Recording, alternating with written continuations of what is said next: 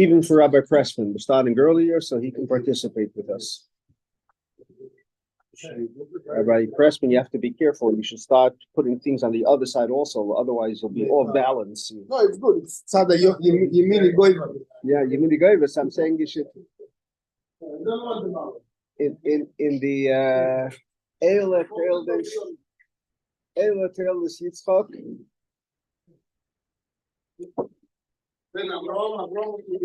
Yeah. But in the Parsha, it talks about Esav also. So there's the Yemin and there's the Smoil. Yeah. Yeah. Parsha Sachai. Yeah.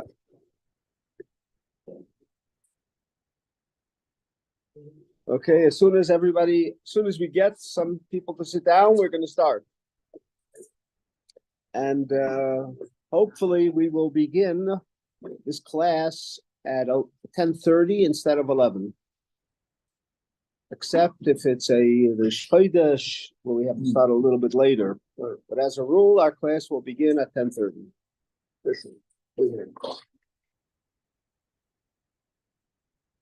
there is plenty of time. That will start like finish 10. Yeah. Half an hour to eat. Yeah. We have to get the foil to get us ready so we can eat. And everybody will be happy. It'll be a win-win.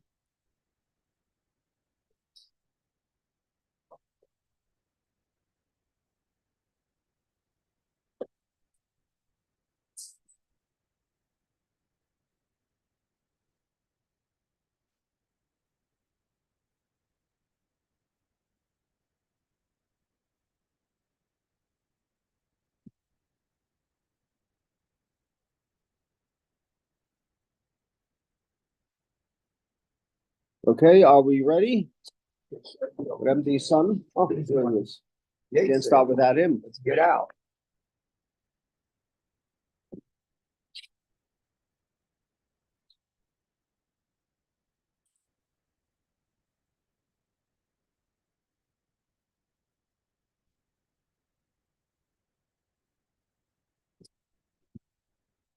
Okay, we're Parshas Vayeitzei, page 247. Regarding Admur Emtzoi, the Mittel Rebbe. Mittel means in the middle. The middle Rebbe, which was between the Alter Rebbe and the Tzemach Tzedek. The Mittel Rebbe was in between. So he was referred to as the Mittel Rebbe. Why?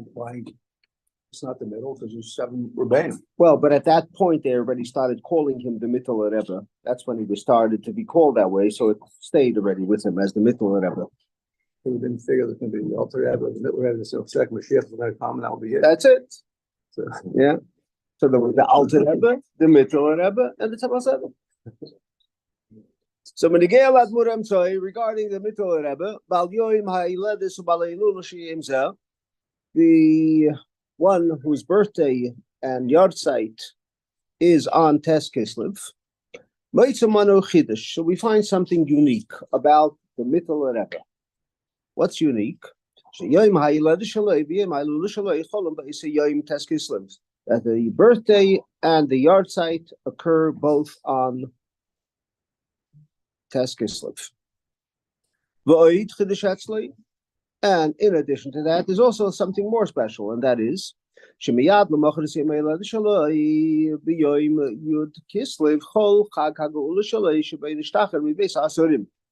right after his birthday, the following day, which is Yud Kislev, was a special day in his life, and that is the day that he was released from prison. So we have something unusual. It's his birthday, it's his yahrzeit, and it's a day that he was released from prison. So Tes and Yud are special days in the life of the Mittel Rebbe. Based on what's known, it's known that special days in the life of a person, or in any time, a special day has a special significance as to in which parsha this occurs. So these days, Yud Kislev, Tes Kislev occur in the parsha of Parshas Vayeitzei. Obe Parshas Vayishlach shemaschil likre b'tfilas mincha. It's Parshas Vayeitzei, which is the Shabbat. We're going to read Parshas Vayeitzei this coming Shabbos. To Mincha, which is also on Shabbos, we read Parshas Vayishlach. So we have this coming Shabbos is Vayeitzei and Vayishlach, and in the week we have the birthday, the Yahrzeit, and the day of celebration of the redemption of the Mikvah Rebbe. So we certainly can find some special lessons in these parshas, particularly regarding the Mikvah Rebbe. So let's find what these lessons are.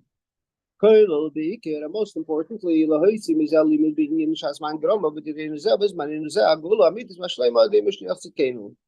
particularly a lesson that we can take from it associated with the Geula Ha'amitas V'Hashlema, the coming of Mashiach. As the Rebbe says, it was mentioned many times. The Rebbe, in the last Sichas that the Rebbe spoke about in Tavshilun Beis, the Rebbe continuously spoke about Mashiach. And the Rebbe says, this is something we've been talking about many times. So what's the lesson now? What's the lesson from this special occurrence that Yud Kislev, Tes Kislev occur in Parshas Vayeitzei and Vayishlach? What's the message for us? As the Rebbe said, we've already done everything. The Rebbe said we even polished the buttons. All we have to do is receive Mashiach. So what's the message here? What do we need to do to receive Mashiach? What more is there to do? You can talk about it, but what should we do? It's have every Jew keep Shabbos. That's certainly one thing. But if we say we finished everything, so apparently we've done that already, or we've done enough of that already.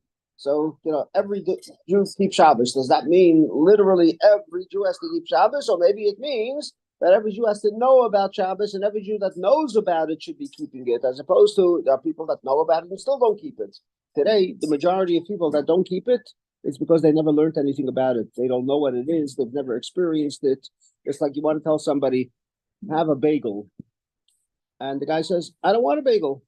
And you try to convince him to have a bagel. How do you convince a guy to have a bagel? Yes. You could. If you give it to him and say, taste it, and you'll see how good it is, then you'll want it.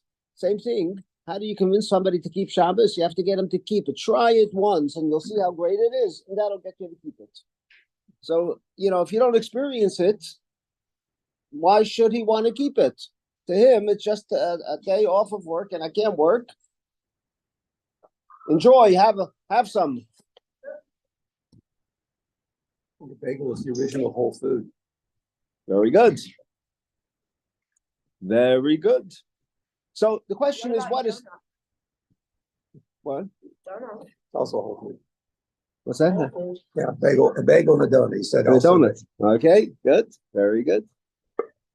We got some competition here. So the question is, what's the lesson? So the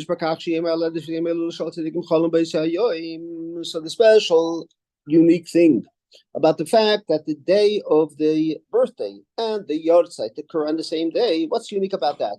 It happens the same day. Very nice. Very interesting. What's so special about that? It's nice. It's interesting. The same day. You don't have to have two separate days to keep on the calendar. You can remember the same day. But there's got to be something special about that. And what is it? What is special about it? So move it b'Chazal.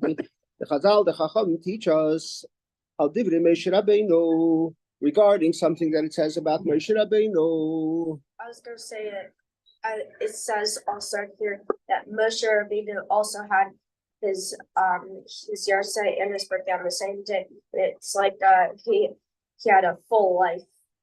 That's Good. What I was gonna say. Let's go see. Very good. Very good. So regarding Moshe Rabbeinu, it says it says that Moshe Rabbeinu says that today I am 120 years old. So the Gemara says, why does it say today I am? What's unique about that? So what it means is the Gemara says Hayoim Milu Yomai Ushnoisei. That Moshe Rabbeinu was saying today is my birthday, and today is the day since it's my birthday, I have full. The years of 120 are full. There's not even one day missing because today is exactly 120 years.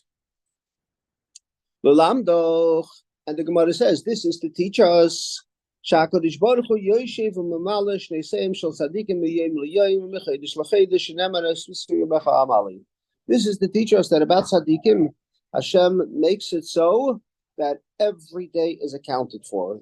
When we say Moshe Rabbeinu lived 120 years, we don't mean 120 years minus 2 days, 120 years minus 2 months, 120 years, full of 120 years. When can it be full, complete 120 years? When you're born and pass away on the same day. Then there's a complete, full 120 years. So the Chazal tell us that for tzaddikim, Hashem makes it so. So when they live for a certain amount of years, Hashem makes sure it's complete. So what does this mean? What is the Gemara telling us? That Hashem makes it so that when He gives a certain amount of years to a tzaddik, He gives them complete years. He doesn't just give them 120, 119 years and a half. 119 years and almost 120 minus 1 day. It's 120 years, complete, full years. Majority of the tzaddikim and the Rebbe talk about this, but it's kind of interesting to say not everybody lives and dies on their birthday. So we're going to see that. So as Mispri Yamechamalashi, Sheyichya Mispar Shanim Ogul. That means it should be rounded out. It should be 120, not less, more. It's exactly 120. From the day that he was born until the day he passes, exactly 120. That's the specialty of a tzaddik. But we need to understand this. What does this mean? That's the specialty of a tzaddik, that he has exactly complete years. What do we need to understand? What's so special about that? That he has 120 complete years. And if he had 119 and a half years, why would that be any less special? Had 119 and a half years, and he did a good job at it. What's wrong with that?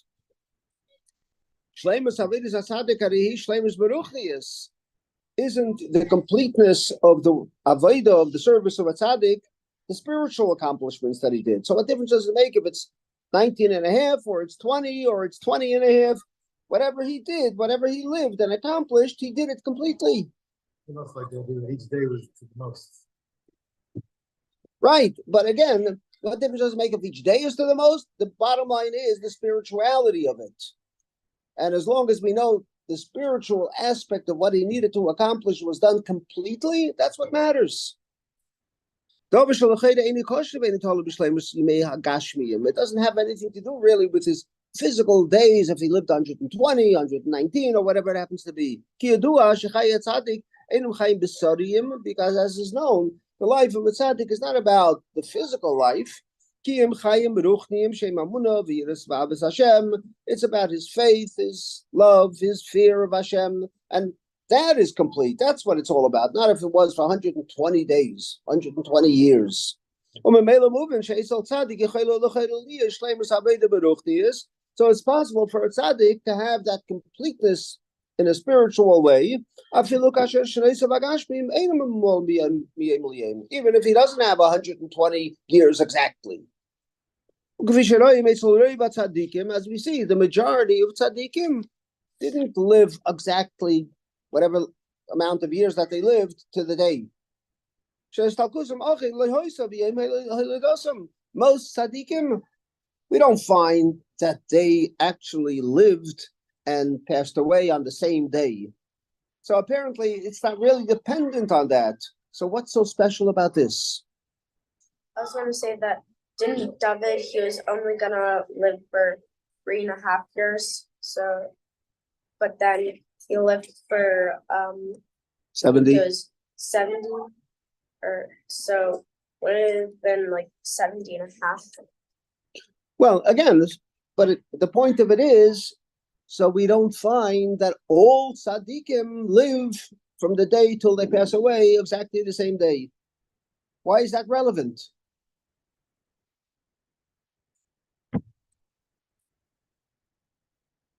Yes, Shloimar. So the Rebbe says, so let's understand it from a different perspective. Shleimus havedus hatzadik ki b'shosh hashleimus harufnis mishtakefes gam b'shleimus hagashmius. What is the completeness of a tzaddik? The completeness of the life of a tzaddik is when, yes, we did say it is the spirituality. That is really what represents the completeness of the life of a tzaddik. But when is that fully complete? When his physical life, the amount of days and years, or his spiritual life, which is most important, not only represents a completeness in the spirituality, but it permeates even his physical existence. Mr. Kefis sort of encompasses basically. Well, it permeates. It's shown. It's shown in. What's the word? Shkof? Look at? Yeah. Yeah. So it's seen even in the Gashmius. So on the one hand, yes, true, as we said earlier, what's most important is the spiritual aspect. And that's why whether he lives, whether he passes away on the same day that I was born or not is really irrelevant. But the Rebbe says it is relevant. Because yes, spirituality is most important, but spirituality is something that needs to permeate even the physical aspect of it as well. So if it doesn't permeate the physical aspect, that's great. It's still great. But it's even greater if it even permeates the physical aspect of it. So, what we're saying is shleimus b'zman avidosei, that it should even permeate the shleimus of zman avidosei, not just the shleimus of the spiritual aspect of it, but even the zman avidosei, even the actual physical days, whatever the amount, the number of days. Shleimus b'shanim b'yamim hagashmim shaloi, in his days and his years. That it actually says that Hashem actually counts the days of the tzaddik. Say the days of the tzaddik count as spirituality, but no. What's that? That when is he a tamim? When is he complete? When not only the spirituality is complete, but also it permeates the physical aspects of his days, so that his days, his physical days, are also complete. What that means, we'll soon see. Why is it that a tzaddik is extra special when his spirituality permeates his physical days as well? Because ultimately, what is the purpose of the avodah of a yid? What is my life all about? What is our life all about? It's all about that's what the service of a tzaddik is, to do in the very best possible way, and that is it's shown. It comes out in a way, it's not just that he does everything in a spiritual way, in the best possible way, but that he does it so that in his physical body, the physicality of the body of the tzaddik is permeated. So his body is a holy body. Bir and zichuf. What's that? You have two levels, bir and zichuf. Right. Yevarer v'yezachich. Because yevarer means the sparks of godliness, but then it's mezachich, it refines the physical body.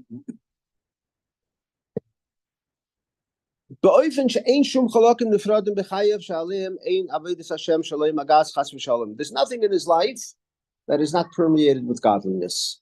He's totally, fully permeated with godliness, his spirituality and his physicality. You can't say, oh no, this is physical, it has nothing to do with what the tzaddik is all about.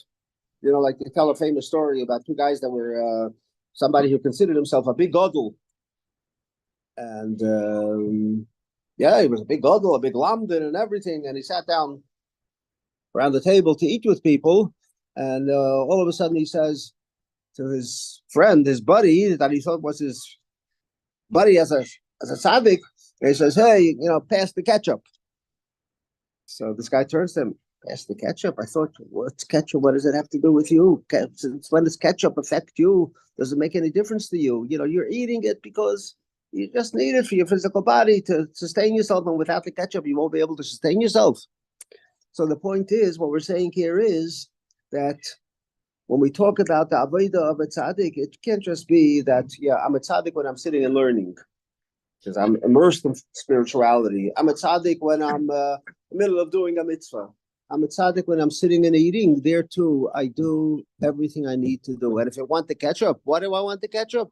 Because I want to permeate even the ketchup with kedusha. That's the case, no problem. But we can't say, well, hold on, now I'm not a tzaddik. I was going to ask about that. Yeah. That's what it has Not to a be. problem with ketchup. No problem, but it has to be permeated with It's no kedusha. different than the hamburger that he's putting ketchup on either. Nothing wrong. But again, it's for kedusha. It's not because, okay, now I can you let go of the ruchnius a little bit and I'll enjoy the ketchup. They say, I think it was Aristotle or whatever, they caught Oh. him doing something Yeah. leafy based, and he said that's a different person than the one I'm teaching. No, he said, now I'm not Aristotle. Now I'm teaching, I'm not Aristotle. Yeah. So it's Aristotle when I'm immersed in whatever it is that I'm immersed in. But now I do what I want. I'm a separate. Don't look at me as Aristotle. Now I'm just a regular guy like you and me.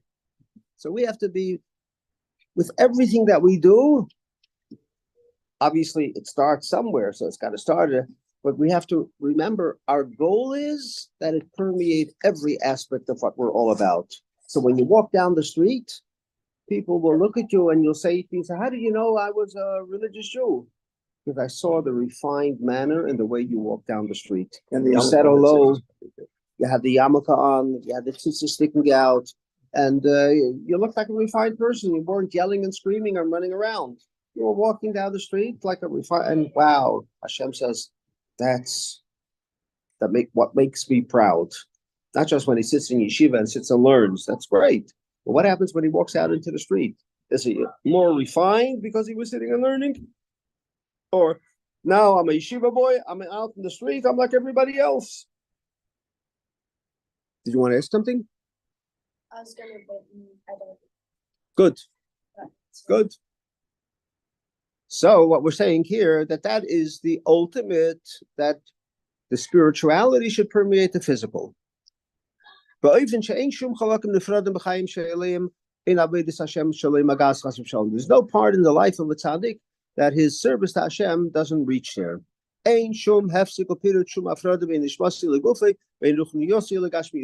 nothing that separates his physical from his spiritual. Every part of his life is permeated with spirituality. To the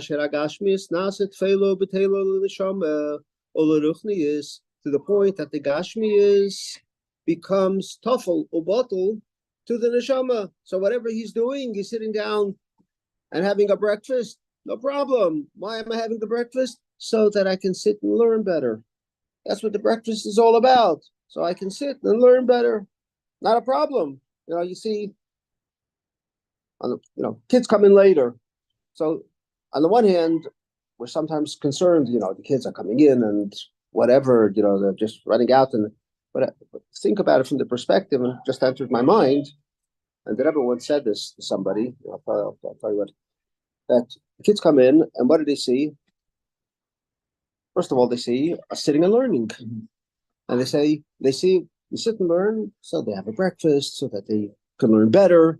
So in their mind, they may not be there yet, but in their mind, they're going to see as they grow up, you know what? I should be sitting and learning, or when they get older and they're going to have an opportunity to sit down and learn and have the breakfast, I'll say, I remember that's what used to happen. I'm going to do the same thing. But everyone said it to somebody. He was talking to him about the effect that a father needs to have on his children. The Rebbe said to him, when you go to sleep, before you go to sleep, put out some svarim on the table, so that when the children get up in the morning, they will see that when I was sleeping already, Tati was learning. Put out, not to fool the kids, but what the Rebbe was telling him, leave the svarim out on the table. Don't put it away when you're going, just before you finish learning, so that in the morning the table should be clear. Don't put it away. Leave it out on the table so the children will get up and say, when I was sleeping, I didn't see these svarim out before I went to bed. But then apparently Tati was sitting and learning. And take a look at those svarim. So the idea of it is that you train children to understand that that's the way they need to lead their lives. Fine, Rosenfeld also used to say that the father was saying to the rabbi, my kids aren't learning Torah, they don't study. So he said, well, let me ask you, when you come home from work, what do you do? He said, well, I'm tired. I sit down, and I read the paper, whatever, fall asleep, whatever. He said, but still, I tell my kids they have to learn Torah. I keep telling them to learn Torah. He says, when they get older, they'll also tell their kids they have to learn Torah. They may not learn, but they'll tell somebody else. It's like, and I used to hear this from my father-in-law, that he would say to me, when we would ask him how he was trained or what his relationship with his father was, and this was particularly so when he used to come to shul and parents used to yell, "Be quiet" to the kids and yell. So he said that his father never yelled at him to be quiet, and he said that the reason was because when you keep on yelling at your kids to be quiet, what does the child know? When I become a tati, I can finally yell at my kids to be quiet, as opposed to what my father-in-law would say to me. His father wouldn't yell at him, but his father would sit and daven. So I, as a child, always watched. What was my father doing? He came to shul, he sat, and he davened. And I, as a child, realized when I get older, that's the way I'm going to come to shul, sit and daven. It's not about coming to shul. Now I'm a tati, now I can yell at the kids to be quiet. If they see, they don't wait to grow up to yell. They yell at everybody on the way up to. Yeah. They yell at their brothers and sisters. Whatever. But the point of it is, we have to be living examples of in every way possible, and particularly with children, that's the message they get from what we do. What comes out that it's the only thing somebody can really see is the physical. That's what we're talking about, the spiritual match. Well, the physical, so that's exactly it. We have to see the physical and see. Yes, you learn. You have a breakfast, you have this, and the proof, take a look. These guys are learning, everybody else doesn't have it, but they're learning, and look at that, there's a breakfast. One day, I'm going to be sitting and learning, and I'll get a breakfast too.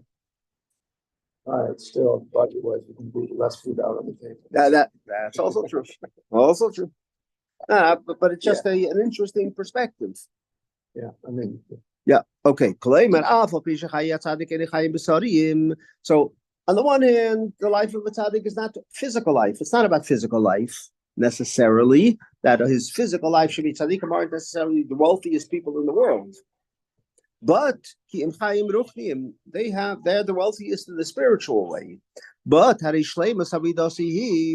is the completeness of the avodah of a tzaddik?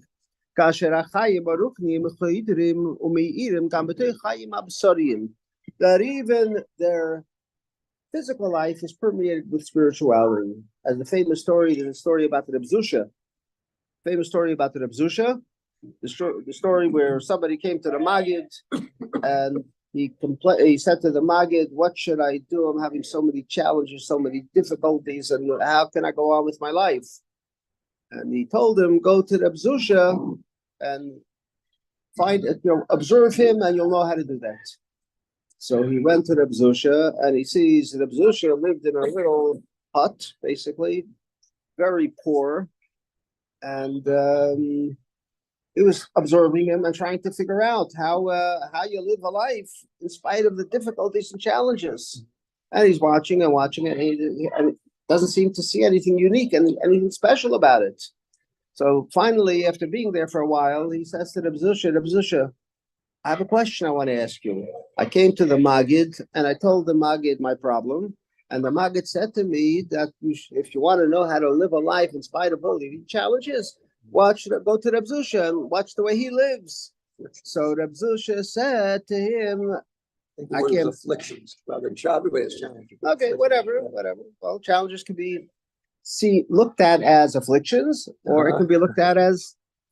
Anyway, so the question becomes: he asked the Reb Zusha, "So, I'm trying to look. I've been here a couple of days, and I haven't seen anything special."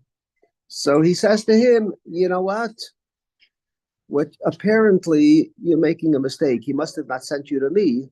because I haven't ever had a challenge in my life. I don't know what you're talking about. He told you to learn from me how to deal with challenges. I don't have those challenges or afflictions.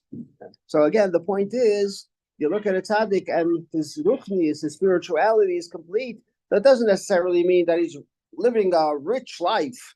It means that he's living a life that he's so happy, so comfortable with his physicality, and the spiritual completeness has permeated his physicality. So that's ultimately the life of a tzaddik. Love you. His spiritual life permeates his physical life. So that the physical life becomes a kli, a vessel for his spirituality. This becomes just a continuity of his spiritual life is complete, so his physical life is complete. No problem. There's no issues. There's nothing, no challenges. They're united to become one thing with the spiritual life. Tzaddik. This person is a tzaddik all around. Like we said before, a tzaddik ogul. Around and around, he's a tzaddik in every way, spiritually, physically. He has everything he needs. No challenges, nothing difficult. Eagle Scout, Uncle Scout. That his spiritual completeness it permeates his physical life. He's fully complete, not a problem. To the point where in his physical life he doesn't have anything extra to worry about, and he's not missing anything, like the story of Rabbi Sicha.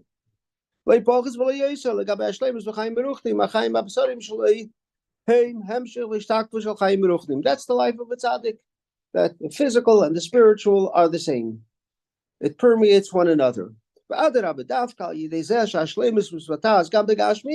It's because, and only because, the completeness is permeated in the Gashmias as well. This indicates and accomplishes, because it's permeated the physical, the spiritual even becomes at a higher level complete, as we'll soon see. And it's for that reason, so on the one hand, it doesn't have to be that way, because the life of a tzaddik is basically a spiritual life. So when you talk about the average tzaddik, he has a complete spiritual life. Abbas Hashem, Yiras Hashem, in the best possible way. And that's why the majority of tzaddikim don't necessarily have it affected their physical life to the extent that they were born and died on the same day. But there are those that are even more special, that they actually are born and die on the same day, which this indicates that there's something unusually unique about their tzidkus. They're especially special. That's why for those tzaddikim, Hashem makes it so that they pass away on the day that they were born. Because for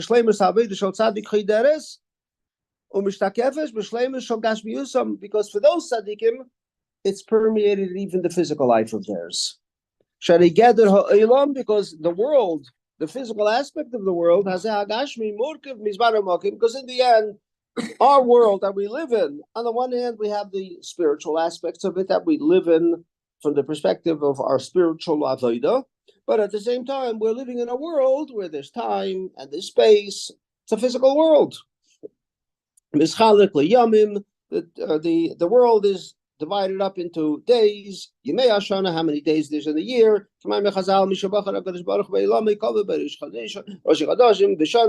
Hashem established in this world that there are days, there are months, there are years.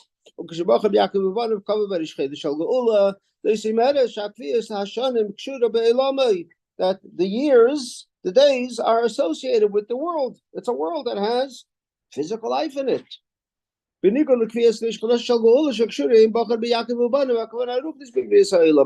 So there's both aspects. There's the spirituality and there's the physicality.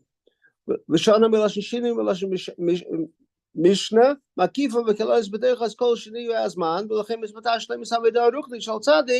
So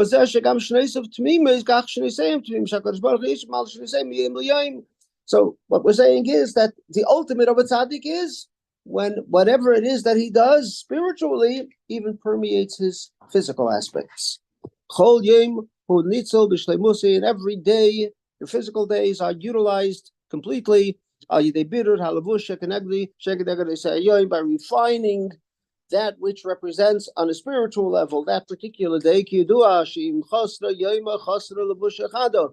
if you're missing one day on a spiritual level, you're missing something, one of your levushim, one of those things that enable you to accomplish more spiritual things. One thing represents the other. It's not two separate worlds. The reality is, although we don't necessarily look at it and see it that way, is that everything we do in this world physically has a counterpart spiritually. Tzaddikim understand that, what the counterpart is, and how if they know that there's something spiritually that hasn't yet been accomplished, there's something more I need to do in this physical world, and what it is, and they know what it is, and they do it. We don't necessarily see it as such, but the tzaddik that ultimately sees that his spiritual accomplishments have fully permeated him to the extent that it's permeated his physical being, he sees that his physical being is complete, his days, every moment of the day is complete. What that means is, spiritually, everything that he needed to accomplish is in fact complete. And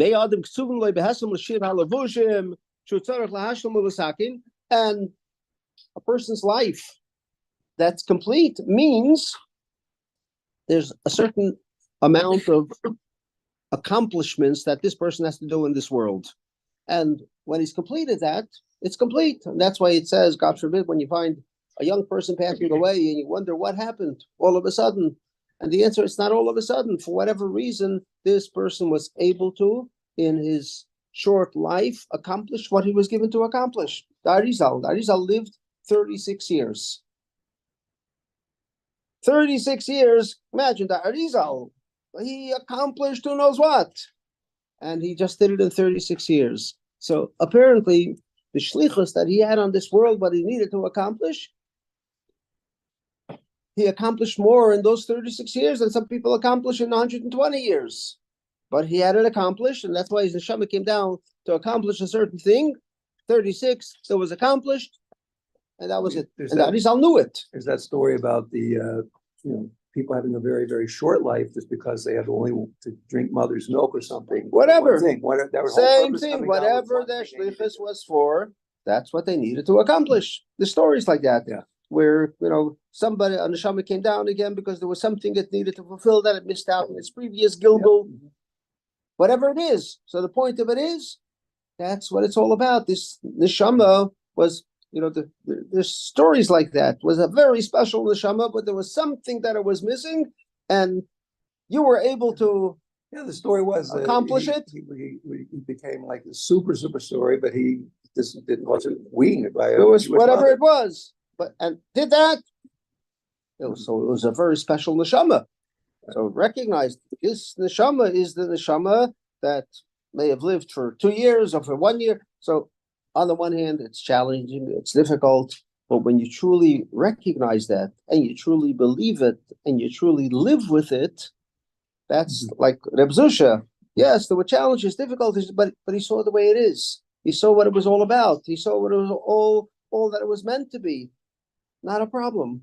The problem is when we don't really see it, we don't understand it, and even when we think we understand it and we hear about certain things, but we don't really. We say, but it still bothers me. Why does it still bother you? And it's interesting because if you want to, I saw this, just happened to be laying around the table. I don't know if anybody noticed it. It's actually a letter from the Tzemach Tzedek, where the Tzemach Tzedek writes a letter. It's a letter about how do I push aside the concerns and the worries that I should naturally have. What can I do about it? So it's actually a beautiful letter where the Tzemach Tzedek goes through what to do, and he makes a point. I mean, naturally, we should have a concern, particularly what's going on in the world today. So what do I do about it? And some Tzedek tells us what to do about it, so that not to live with those worries on a continued There basis. are more copies, you know? Here. Did you read it yet? I read it. I saw it. Rabbi Frankel was teaching that after Mikra before Kabbalah Shabbat. Okay. It's a beautiful letter. Take it. But anyway, the point of it is, what I'm getting to is, sometimes we learn something and we say, that was a nice share. Okay, now I'm back to work, back to my worries, back to my issues. Or I learned something. Wait a second. Let me figure out how to live my life that way. So that in fact, my life should be controlled by what I just learned, what Torah teaches me, what Torah says I should live my life with. Torah is Torah b'chaim, a lesson in life, how to live my life. It's not just wow, such a beautiful message. It's a beautiful message to apply on a daily basis, to live with. Yes. I was sort of wondering, it's sort of hard, like, it's like, when you give someone something, you should be happy, that you're giving them it, but being human, it's sort of hard to do that, like being happy, that they're getting it. So That's a very good question. And the key to that is for you to recognize that you are one with the other person. It's like saying, but you have to really get yourself to realize that when you have something in your left hand and you put it into your right hand, did you ever think about, my left hand feels bad because I put it into my right hand now? How come my right hand is holding it, not my left hand? That's foolish to think that way, right? Because it's the same one, right? So what you have to get yourself to feel, you have to be able to begin feeling a love for that person like he's yourself. Like he's yourself. And it's difficult. That's not easy. It's one thing to think, I love him, he's a nice guy, and I love him. But to love him because he's yourself? So take that a step further. Let's say, to get it a step closer, rather, is thinking of the other person. Maybe he's not myself, but he's like my brother. So I have it, I'll give it to my brother. So you can at least he's my brother. I didn't give it to a stranger. Right? yeah. So, but sometimes I say, hey, it's my brother, it's not me. He got it, not me.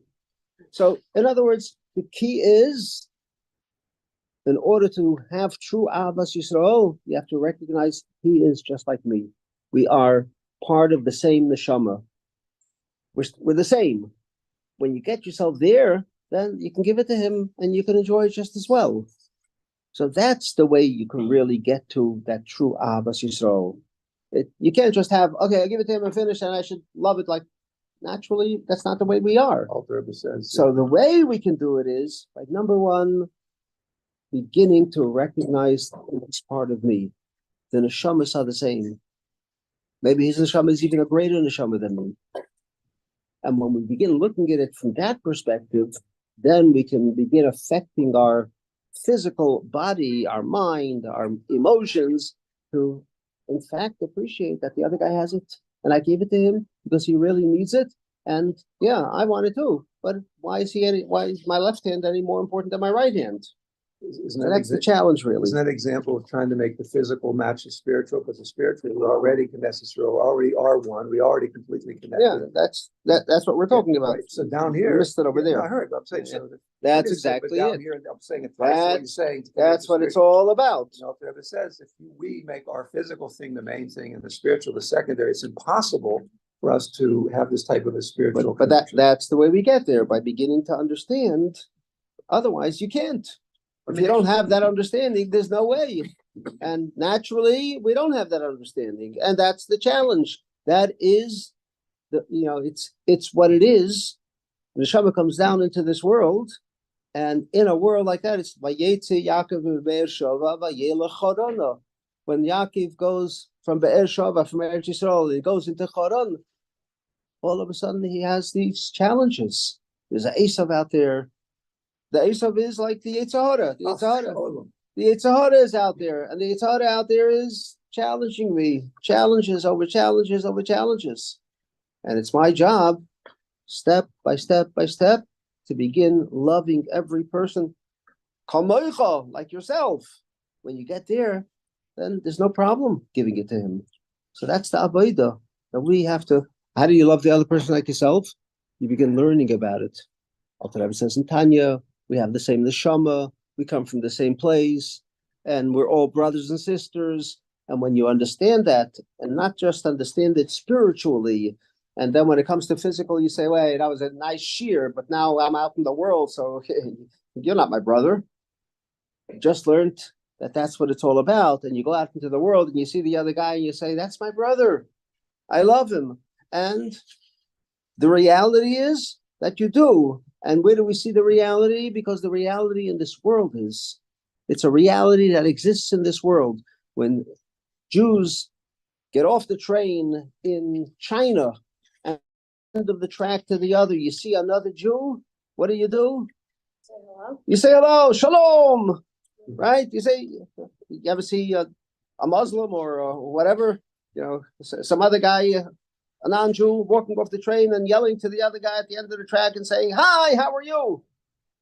Because in the essence of our neshamas, that's revealed. It comes out from everybody. Shalom, how are you? Ma nishma. Why? Because we connect. It's like brothers. You met your brother. All of a sudden, ma nishma. Because it's there. And comes to tefillin, the guy might say, no, not for me. But deep down, that Jewish spark has been awakened. And that's why he saw another Jew.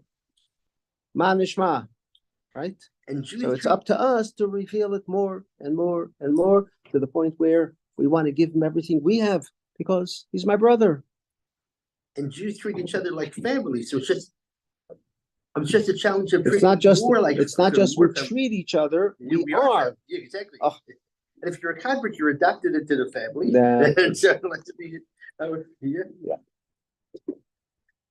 So Shleimazu. Page 253. 253, the bottom of the first paragraph. Shleimazu, and this shleimus, this completeness, ruchnis and gashmis, was revealed where with certain tzaddikim, such as beginning with the avos. What do we find with the avos? Shemanda Omar benisin neildu benisin mesu. That is an opinion that says that they were born innocent and they passed away innocent. So it's not exactly, right. So there's an opinion like that. Again, the point of it, what it's saying is that why is there such an opinion? Because again, from the perspective that it permeated them completely. So too Eitzel Moshe Rabbeinu we find. It says about Moshe Rabbeinu that on the same day that he passed away, his days and years were complete. He was born and passed away on Zayin Adar. In addition to the fact that he lived 120 years, the ultimate. They were the first of the Jewish leaders, especially Moshe, who is the Jewish leader. So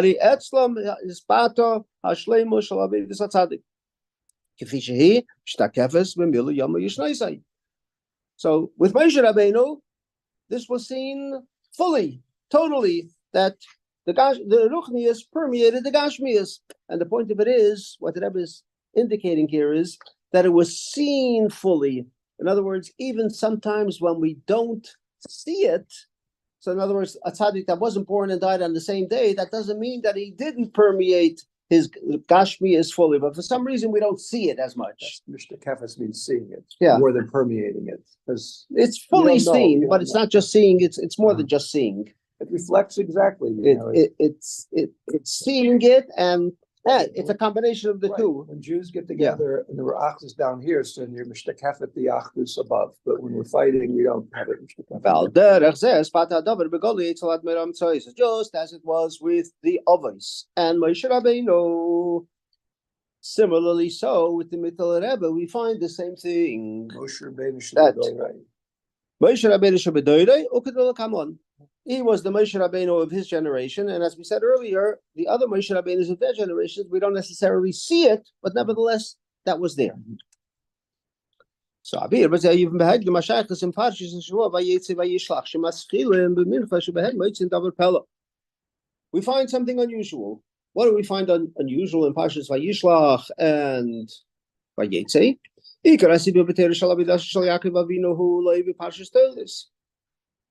story of the Avodah of Yaakov is not in Parshas Tolis.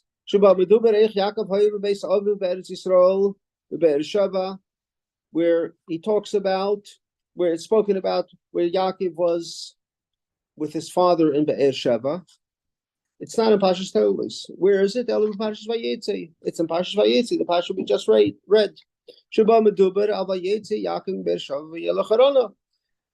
In Vayeitzei, it speaks about, Parshas Vayeitzei talks about Vayeitzei Yaakov Be'er Sheva v'yelech harana, that Yaakov Avinu leaves Be'er Sheva and he goes to Haran. What does it mean that he leaves Be'er Sheva and he goes to Haran?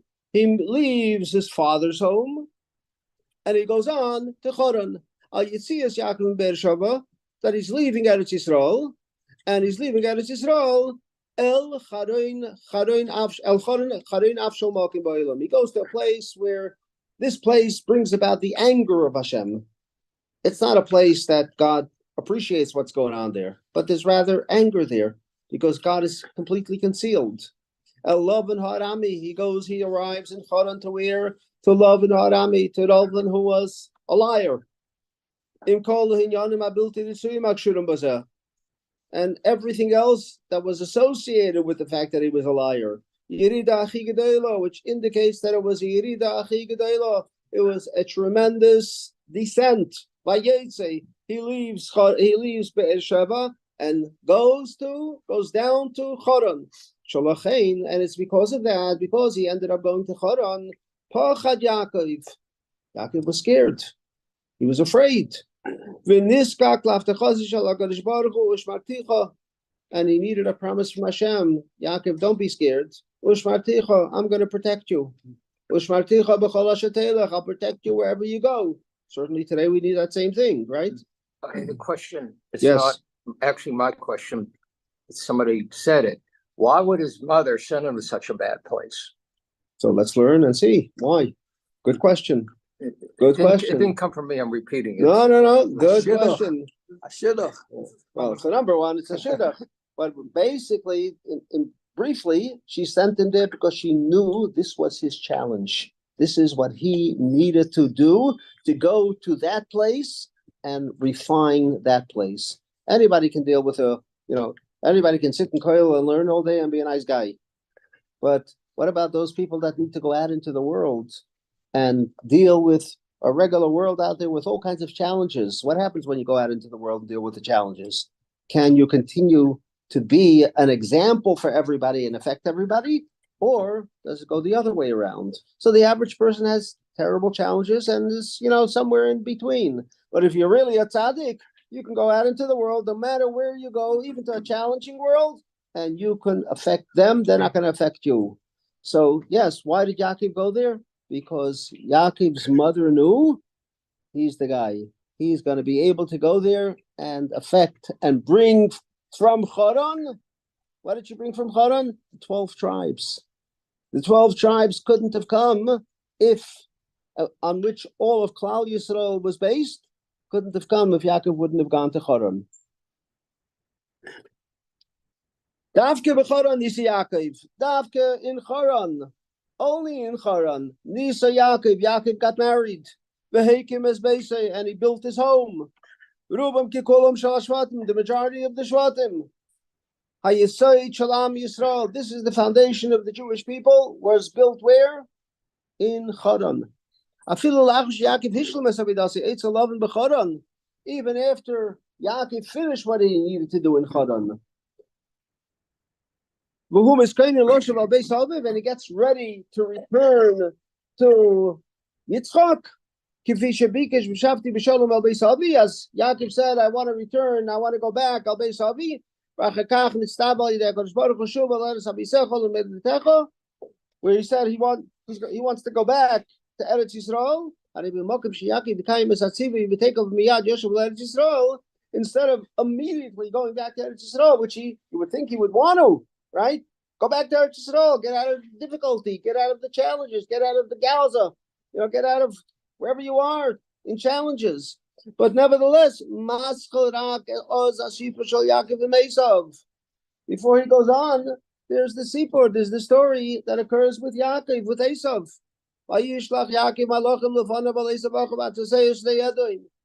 Before he goes back to his father, he has to encounter Esav, right? With all the details that occur in Parshas Vayishlach,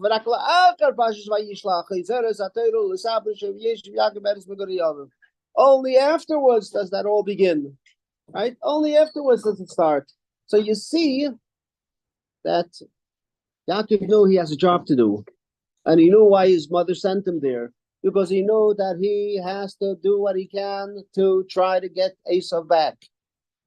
And that's why, if you think about it, Esav, on the one hand, he was a troublemaker, but on the other hand, Yitzchak had a deeper look at him and said, well, this guy Esav, we can get him back. You know what that can do for Klal Yisrael? And that's why it says, when Mashiach comes, we're going to get Esav back even. And Yitzchak felt that, you know what, we're ready for that, and let's get it, and let's do it, and let's see what we can do. And that's why Yitzchak wanted to give the brachas to Esav. All you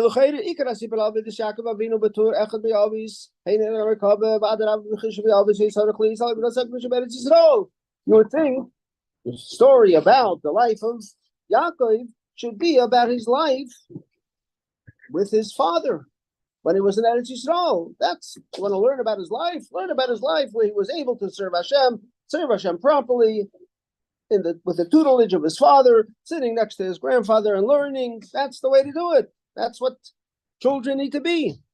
And if the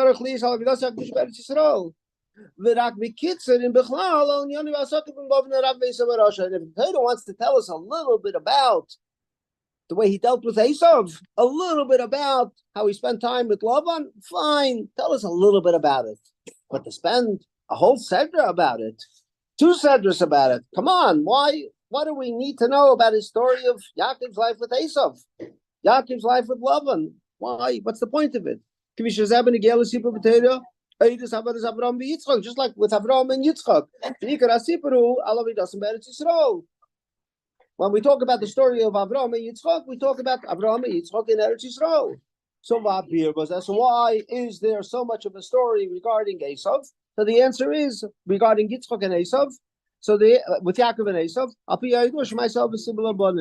because the lesson is a message for the children. Go take what you want. Enjoy. As long as you're learning, you can enjoy anything you want. Yeah. You sat down. In this story of Yaakov Avinu, Vayeitzei Yaakov, Yishlach Yaakov,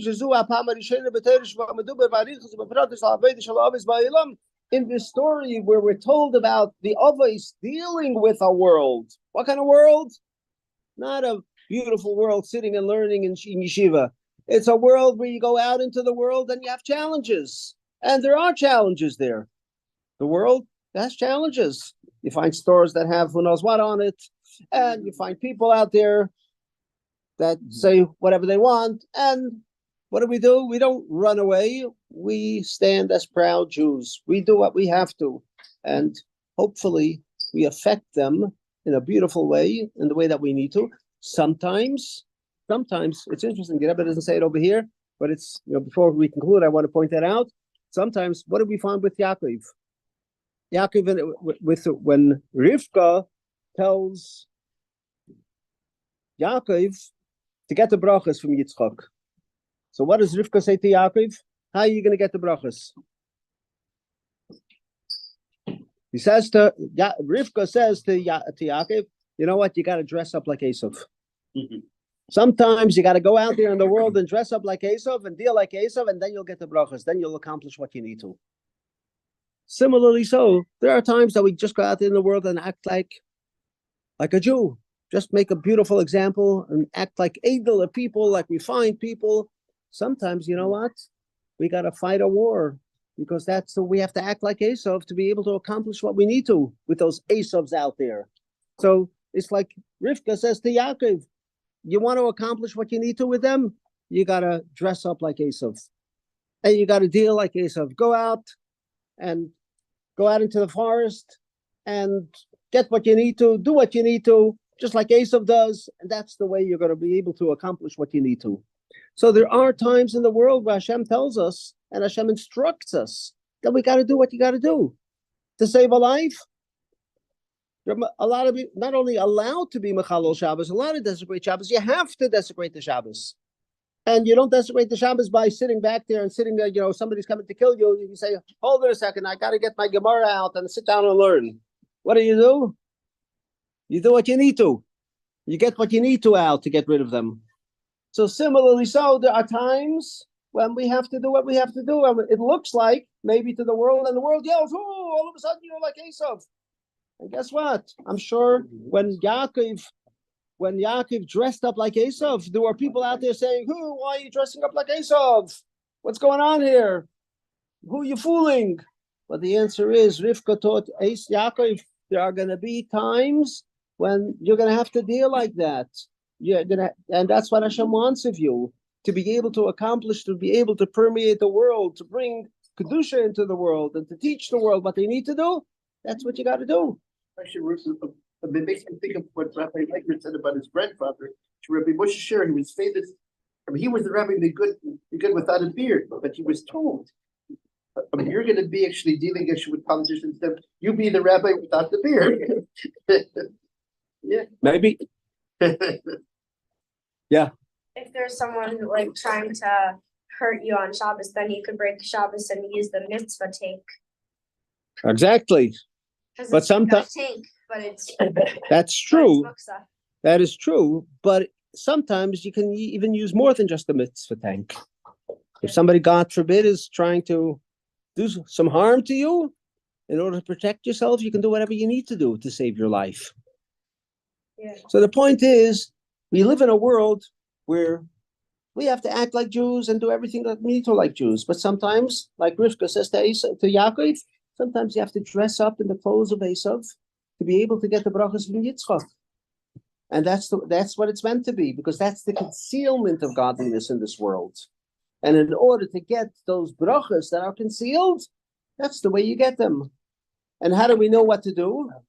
We look at halacha. We see, what does the halacha teach us? So when people come to kill you and the halacha teaches you, you do what you have to, that's what you do.